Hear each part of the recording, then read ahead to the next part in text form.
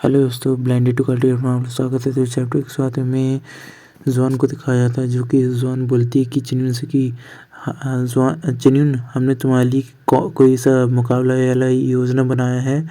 तो फिर चिन्यून बोलता है कि तुम लोगों ने आखिर में मुझसे बिना पूछे क्या मुकाबला वाली योजना बना ली, वैसे मुझे किससे लड़ना है। फिर हिमाइन बोलती है कि हमें तुम्हें किसी से नहीं लड़वाना, बल्कि हमें तुम्हारी सुरक्षा की फिक्र है, क्योंकि तुम्हें क्या लगता है कि तुम यहाँ पर रह के भी सेफ हो पाओगे क्या?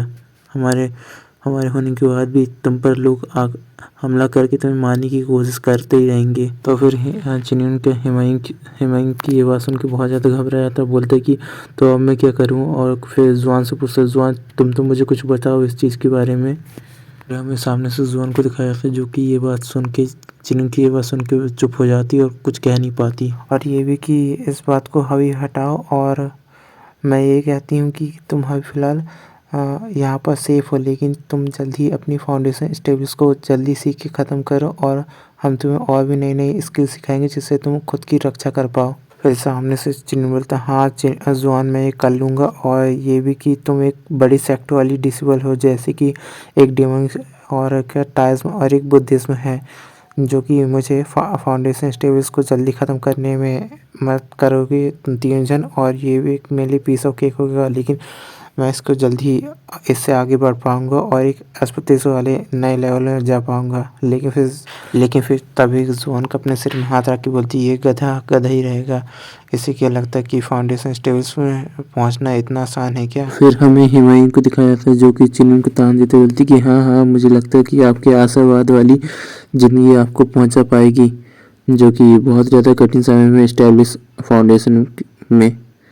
फिर चिन्नी बोलते, नहीं नहीं, मैं तो मजाक कर रहा था, मुझे तो लगा कि तुम तीनों जन मेरी मदद करोगे इस पहुंचने में। फिर तभी चिन्नी के अपने पीछे देखते तो दरवाज़ा खोल के पीयूष आती है, और फिर वो चिन्नी को बोलती है कि चिन्नू, क्या तुम मेरे रूम को देखने लिए चलोगे? तो फिर चिन्नू बोलता है, हाँ मैं तुम्हारे रूम को देखने लिए चलूँगा। वो और चिन्नू रूम को देखने लिए जाने लगता है पीयूष को, और फिर बोलता है कि ये रूम बड़ा ही अलग टाइप का है, और इसमें जैपनीज मॉडल का डिज़ाइन टाइप का है, और यहाँ पर क्या ये कौन सा आर्टिफैक्ट रखा हुआ है, कुछ रखा हुआ रहता है। बोलता है कि अरे ये तो वही है ना कि सदा वजरा है कि चिंतामणि और क्या सखाना और क्या देववज्रा, ये चारों, और ये पांचवा तो अमानी, ये तो 8 के एससीएस सिंबल्स हैं जो कि बहुत आदर होते हैं। और फिर पीयूष बोलती, हाँ तुम्हें इन सारी चीज़ों के बारे में पता है? फिर चिन्नी बोलता, हाँ मैंने इन चीज़ों को नॉवल में पढ़ा था, और इनके लेखक का नाम है वांग ही और क्या जिन योगी।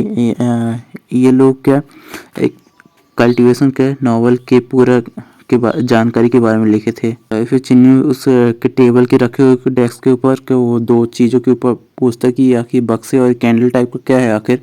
पीयूष बताती है फिर कि चिन्नी, मैं इसे अपने घर के होमा से लेके आई हूँ, और इसे प्लीज़ टच करने की कोशिश मत करना, नहीं तो ये एक अरे आई की तरह है जो कि पूरी जगह सुरक्षित रखती है। अगर इससे कुछ हुआ तो ये जगह पूरी तरह तबाह हो जाएगी। ओके चिन्नी बोलता, हाँ ठीक है, मैं पीयूष में इसे टच नहीं करूँगा। और फिर तभी जुआन रूम के अंदर आके बोलती कि चिन्नी, तुमने सुन तो लिया होगा कि पीयूष ने क्या कहा होगा तुमसे। और ये बोलती कि तुम्हें जूनियर मास्टर पीयूष का तुम्हें शुक्रिया करना चाहिए कि उन्होंने इतने सारे आर्टिफैक्ट्स तुम्हारे लिए लाया है। वैसे तो मेरे पास नहीं था, लेकिन मैं और भी कुछ कर सकती थी। लेकिन इस बात को हटाओ, और मैं कहती हूँ कि हम तीनों जने के से फॉर्मेशन वाले रूम में बैठे हुए हैं, और फिर तुम्हें भी अगर हमसे कुछ बात करनी तो आ जाना। और वैसे भी ये सब एल्डर लेवल वाले हमारे के सेट के फॉर्मेशन हैं, समझ गए ना तुम? और फिर चिन्नी जुआन की ये बात सुन के बहुत ज़्यादा घबरा जाता है। बोलता है कि सही में तुम लोग मजाक तो नहीं कर रहे, ये इस प्रकार के भी ऐसे आर्टिफैक्ट होते हैं क्या, वो भी डिफेंस वाले? अभी फिर हिमायन बोलती है कि चिन्नी, ये एक रियल लाइफ और यहाँ रियल बैटल फील्ड है, जो कि कभी भी कोई भी तुम्हारा दुश्मन तुम्हें आके मार सकता है, और तुम्हें आके ज़िंदा बचना है तो तुम्हें ऐसी डिफेंस वाली चीज़ों को रखना पड़ता है। और कभी भी याद रखना, किसी पर भरोसा मत करना, या किसी पर भी, कभी कोई भी तुम्हें मार देगा, और तुम्हारे जब तुम कमज़ोर रहोगे तब तो और तुम्हारा दुश्मन तुम्हें आके मारेगा ही, बिल्कुल ना बिल्कुल, और तुम्हें ख़त्म ही करके रहेगा। और फिर हिमायन बोलती है, लेकिन चलो इस बात को अभी मैटर नहीं करता अभी इस वक्त, और फिर मीटिंग के लिए चलो, स्टार्ट हो चुकी है। हमें अगले रूम में चिन्यून, पीयूष और के जुआन और हुमायूं 4 जन के बैठे हुए नजर आते हैं मीटिंग में। और पीयूष के हुमायूं बोलती है कि चिन्यून तुम्हें पता ही होगा कि हम 3 लड़कियों की फाइटिंग और परफॉर्मिंग टेक्निकल स्किल अच्छी है और साथ साथ हम बेहतर तरीके से तुम्हें स्किल खुल के बना सकते हैं जो कि तुम्हें अपनी सुरक्षा के लिए मददगार होगी। और फिर तीनों जन सुनने लगते हैं, चिन्यून, जुआन और पीयूष। हुमायूं बोलती तो फिर इसी की वजह से मैंने प्लान बनाया है जो कि मेरे हिसाब से सही होगा और ये तुम सब लोग को भी इसमें हाँ बोलना होगा। और फिर जोर से चिल्ला के बोलती पीयूष, हाँ मुझे इसमें एग्री है और वैसे ही तुम स्ट्रेटजी बनाने में बहुत ज़्यादा हेल्पर हो क्या हुमायूं। और फिर जुआन बोलती हाँ ठीक है तुम ही प्लान बना सकती हो। और हुमायूं बोलती कि ये भी कि हम सिर्फ 2 रीज़न की वजह से चिन्यून के साथ ये सब कुछ कर रहे हैं। और पहला है कि हम ड्यूल कल्टीवेशन और दूसरा कि हम उसके स्टेब्लिश फाउंडेशन कोर को बनाएंगे जिससे उसकी कल्टीवेशन करने में मदद मिलेगा उसे, चिन्यून को। क्या तुम सब लोग इसके लिए एग्री भी हो? और फिर जुआन बोलती हाँ ठीक है मैं इसके लिए एग्री हूँ, वो भी शर्माते हुए। पीयूष भी बोलती हाँ मैं इसके लिए भी एग्री हूँ हुमायूं। और एक साथ उसे ये चैप्टर एंड होता। Okay bye.